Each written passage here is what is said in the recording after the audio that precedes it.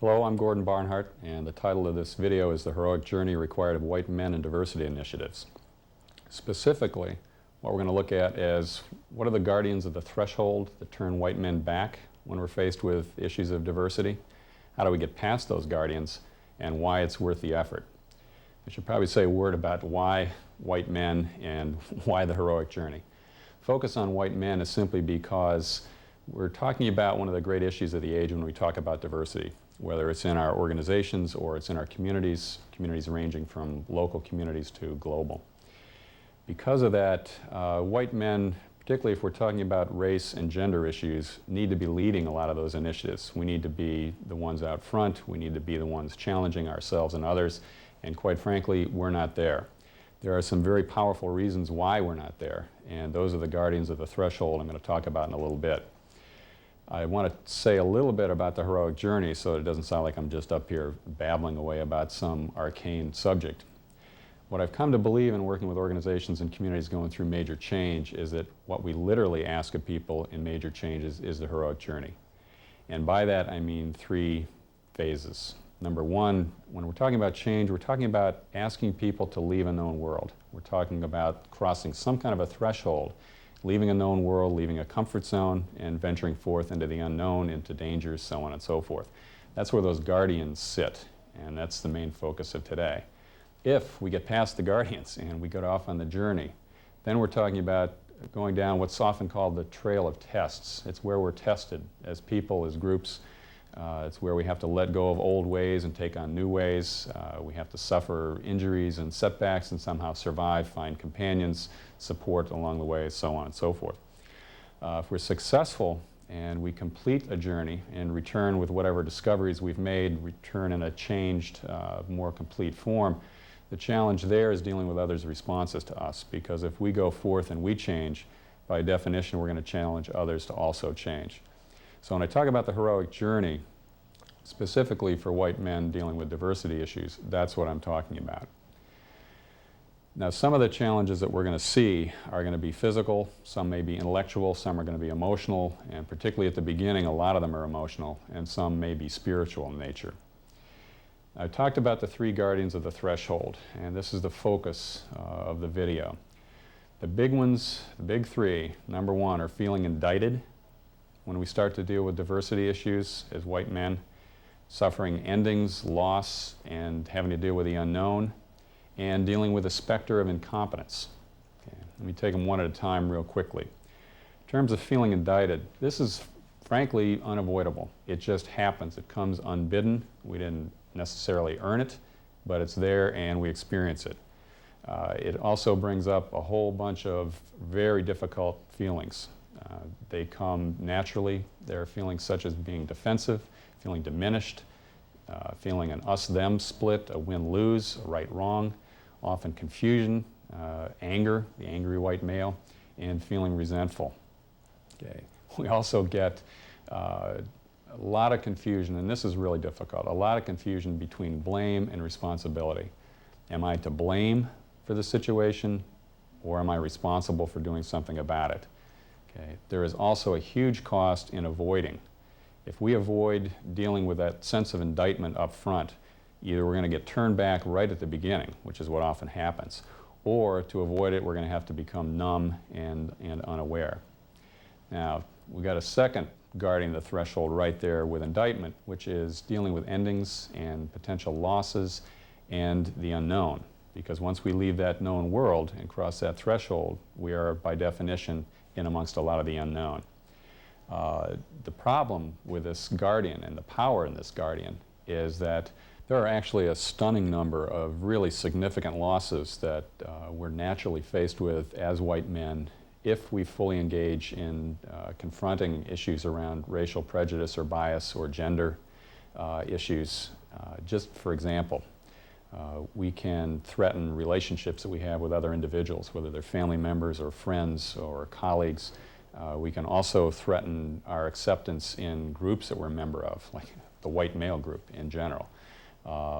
And acceptance in a group is surprisingly important and can be surprisingly fragile. We can also suffer losses around our own image, self-image, sense of self-esteem if, as we go forth and we discover more about ourselves in regard to race and gender, we may not like what we find, and in reality probably won't like a lot of what we find. We can also lose a sense of well-being, sense of comfort going forth. We may lose privilege or advantage if we bring about major changes that may not be in our immediate short-term benefit. Position, career possibilities, influence, the list goes on, but those are some illustrative losses. So you start to get an idea of why this guardian of the threshold has so much power and is so likely to turn us back. The unknown, venturing forth in the unknown, we're supposed to know things, not have to deal with unknown. And often in a challenging and very scary kind of initiative, such as the ones we're talking about, the unknown naturally leads to a lot of worst-case scenarios, and those get scary. Two other aspects to the power of this guardian. One, what's usually valued in our organizations in particular, and also our communities, is answers, not questions. What's valued is knowing, not discovering. And yet if we go forth, we're going to be dealing with questions and not answers, and we're going to be dealing with discovering and not with knowing. The third guardian, and this one is often like the last one to hit and can be the toughest, is the whole specter of incompetence. As white men, we're not supposed to be incompetent, even short term. Competence can be seen as meeting all the requirements, being suitable, being acceptable. If we start getting into leadership positions and really challenging race and gender issues, we may not either meet the requirements to be successful doing that right at the beginning or be acceptable or suitable to people. There, along with the endings and the losses, there's some difficult feelings having to do often with feeling diminished when we're feeling incompetent, even for a short period of time. There are feelings like feeling inadequate, feeling impotent, uncertainty, confusion, hesitancy, discouragement, awkwardness or clumsiness at trying to do things that we're not used to or really good at the beginning, lack of confidence, and again, anger. Okay. There are also a whole bunch of natural questions that probably spring immediately to mind for many of us as soon as we get into this kind of an area, and it's stuff like, what am I supposed to do or not do? And how do I understand these issues? How do I deal with all the reactions that I'm having? What skills and behaviors are still valid? What skills or competencies do I need, and who's going to help me get them? It's astounding with this guardian of the threshold also how much power it has. There's one other point with this one, and that is that what gets overlooked is the fact that incompetence is part of the chain of increasing competence. It's a couple of the phases. For instance, we start out usually being unconsciously incompetent. We don't even know what we don't know. We then go, if we're lucky, to conscious incompetence, which generates the feelings and the questions I just talked about, but it also opens the door to possibility. The possibility is developing new competence and having that be conscious, which of course is going to require a lot of extra effort on our part because we're giving up habits and trying new things and being awkward and so on and so forth. If we're good, if we persevere, that competence gets integrated and becomes what's called unconscious competence. And those are the steps, but we don't get there if we don't have the courage and take the risk to suffer the competence. The problem is that those three guardians added together, 1 + 2 + 3, don't equal 3. They equal about 100 units of force to push us back because they collude with each other. They gang up on us, and we often don't even know which one is operating. So the question is, if we're really going to go forth and we're going to lead or effectively follow on these journeys of dealing with diversity, how do we overcome those guardians?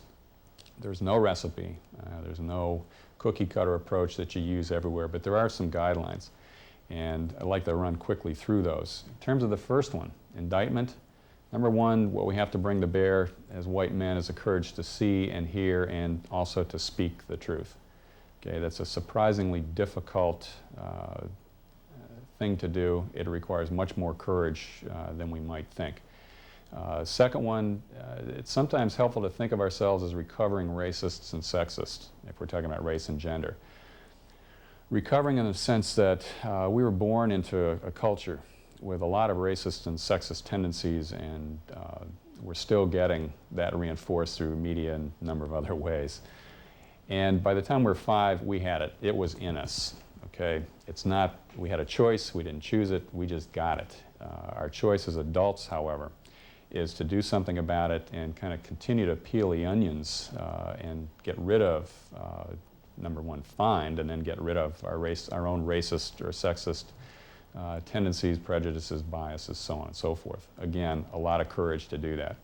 We also need to take responsibility for past actions that we may regret, or inactions. We may have to forgive ourselves, might even have to go out and ask for forgiveness for others.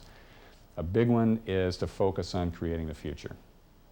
One of the ways to deal with that sense of indictment is to start creating what is desired in terms of relationships, communities, organizations, and to focus on that. And in doing it, I'd say start small. Choose some specific actions that are within our own sphere of influence, and practice, build on them, but act. Okay? There are a number of pitfalls that go with it. One is denying the truth. One is yes-butting the truth. One is blaming the victim so that we don't have to hear the message. We can hide in guilt and shame and therefore avoid getting onto responsibility and committed action. And we can get confused between blame and responsibility. The issue is not blame. The issue really is responsibility and choice. Overcoming that second guardian, which is the unknown and the losses, it's a matter of managing them and balancing them. The form of courage here is the courage to create a vision of what that desired future might look like, either our own behavior, the behaviors of our groups, our organizations, what we might create in our communities. Again, it's a deceptive form of courage because it requires more than you might think at the beginning. What we're really talking about when we're talking about creating this kind of a vision is choice, it's commitment, it's being knowable to others because we need to affirm the vision. It sets up something that we place a lot of value and hope in, so we set ourselves up for disappointment or despair if we don't get there. It also creates a gap between where we are and where we want to be, and it's often difficult to live with that gap for very long. Another thing we can do in getting past that second guardian is to really pay attention and get specific about what the possible losses might be for us rather than being scared by fuzzy ones or maybes or the worst case scenarios. We also need to look at what's the cost of not going forth so we can balance the cost of going forth versus the cost of not going forth. To think that there is no cost of not crossing that threshold is foolish. You can also balance the known and the unknown simply by getting real clear again on what's going to continue. Not everything is going to become the unknown. And we can also decrease the unknown by learning as fast as we can. And the last part, getting past that guardian, is being willing to let go of the old, to identify what we do need to leave behind, probably in most cases to honor it for the function it served in the past, but also know we need to now let go of it and move on. Pitfalls here, again, have to do with the truth, denying it, diminishing it, somehow trying to avoid it, failing to be clear and specific about the vision that we hold for the future, kind of caving into debilitating fear or anxiety, refusing to let go. We cannot drag our past or our current out into the future, not all of it anyway. And procrastination. We're talking about getting past the guardians now, today, not preparing to go past them. Getting past incompetence, one of the things is absolutely do not allow incompetence in one area, and here we're talking about issues of diversity, to equal incompetence as a person or as a professional. Okay? We can be incompetent in certain areas without being incompetent people. We also need to rely on our strengths. We're not talking about inadequate white men coming up to some little challenge and therefore not being up to it. We're talking about very adequate men engaging in extraordinary challenge, and what we need to do is to be real clear on what are the strengths we bring to this and how are we going to deploy them. Okay? Also need to think long-term and act short-term. This is a lifelong quest. It is never going to end, but we need to be real clear on how we're going to act now. Okay? Probably the hardest one, and yet it's really required if we're going to go and we're going to go fast enough, is to go forth short on competence and learn along the way. If we wait until we're competent, we're never going to go. So we just need to make the commitment. We need to take the risk. We need to rely on others. We need to learn as fast as we can as we go. But the key is go forth now, even if we're short on competence, and learn as we go. Pitfalls here, the half-empty cup approach, coming from a deficit mentality, seeing incompetency as only a threat and not as an opening to possibility, and expecting to master these issues quickly. It just isn't going to happen. Okay? One of the things that, other than the guardians of the threshold, one of the fatal flaws in most diversity initiatives is that we don't get clear and specific enough about what might the possible benefits be of going forth. And in this case, what's in it for white men? Okay? There are 4 areas we can look at where we can start to create the vision I was talking about. One of them is in terms of individual integrity and growth, wholeness, competency. Second one is in the area of interpersonal relationships, the number and richness of them. Third one is organizational performance, and the fourth one is community building. Very quickly, if we're talking about what's in it individually for us, the classic heroic journey is about going forth and discovering who we are, what our gifts are, what we have to bring back, becoming more whole. And that's exactly what part of the benefit is in white men really fully engaging in diversity issues and being tested as we go. It is increasing our sense of wholeness, our understanding, our sense of wisdom about the human condition, about our place in the world, about what's possible. It's also a chance for us to really make sure that our behaviors match our values and our beliefs. In other words, we take care of our sense of integrity, we deepen it. It's a chance to know and define ourselves, and it's also a chance, inevitably, to exercise a great deal of courage and risk-taking and perseverance. And those are all qualities that can transfer into most of the changes and the challenges we face in our life. Interpersonally, if we get off on these journeys and we're successful to any degree, we are probably going to have access to more people who are different than we are. There's going to be an increased richness of the relationships that we have with them. We have an increased ability to influence more people and different people. We have access to resources we don't have if we don't go forth. And we can also really create a sense of well-being in more settings around people who are different from us, where we may be the only white man, for instance, settings that right now we may not feel particularly comfortable in. Organizationally, I think the real, quote, bottom line around diversity in organizations is if we created settings where people can really be fully present and fully contribute. Are they settings where energy is freed from feeling put down, boxed, overlooked, exploited, threatened? Is that energy freed, and can we really get it aligned? It's also a chance to increase sense of inclusion, sense of significance, and a sense of ownership, which is not going to happen if we have diversity splitting us and boxing people. It also gives us access to what might be thought of as an inventory of traditional capabilities. Women bring, if you think about it traditionally, and I don't want to get into the area of stereotyping here, but traditionally women bring really increasingly critical capabilities in terms of establishing, maintaining relationships, creating networks, inclusion, dealing with the emotional aspects of life. If you think about the rate of change that we face right now and the size of the challenges in general, those are qualities that are coming to the forefront. African Americans, for instance, to just use one other group, there's a strong sense of community and sacrificing beyond self, and just the ability to persevere and survive. So there are all kinds of traditional capabilities that we can build into our organization, increase capabilities.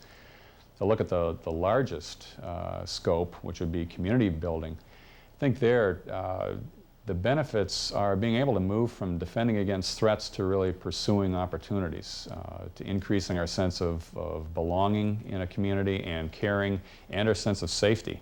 And it can play out in small ways, for instance, block watch kinds of activities or lobbying for services for a local neighborhood. Those depend on our ability to bridge our differences. Informal networks within communities, caring for each other, caring for each other's children, or the sick or the injured, and then large efforts such as government reformation or improving our school systems, bringing industry, appropriate industry into communities. Those are all dependent on our ability to cross the gulf between differences. So, summarize all of that, which I know went very fast and was a lot of concepts. Hopefully the written piece you have will help give you some examples and give you a chance to reflect. This is really designed to set up discussions, so hopefully I was successful in doing that. But to wrap up, if we really do issue the call to white men in particular to go forth to deal with particularly race and gender diversity issues, or if as white men we accept that call, there are a couple of things we really need to focus on. One, we have got to understand what's required and the level of the challenge and exactly what it's asking of us, and that is really the heroic journey. We have got to understand what's going to be encountered, what to expect, and that, at least at the beginning of the heroic journey, is going to be those three guardians of the threshold. We need to be able to deal very directly with those guardians, and we need to be able to create and personalize that vision of what is worth going forth to pursue, what's worth dealing with those guardians and taking the risks and making the sacrifices. One last point, and this one is absolutely critical, and it's a message to everybody out there, not just the white men, and that is, if you're going to go forth on this type of a heroic journey, absolutely do not even think about doing it alone. You go forth with companions, you go forth connected to others, you go forth with support people in place who's going to be the mentors, the teachers, the healers, the helpers, the supporters, because heroes traditionally do not go alone. They don't make it if they go alone, and neither will we. So, last point, do not go alone, go together. Thank you.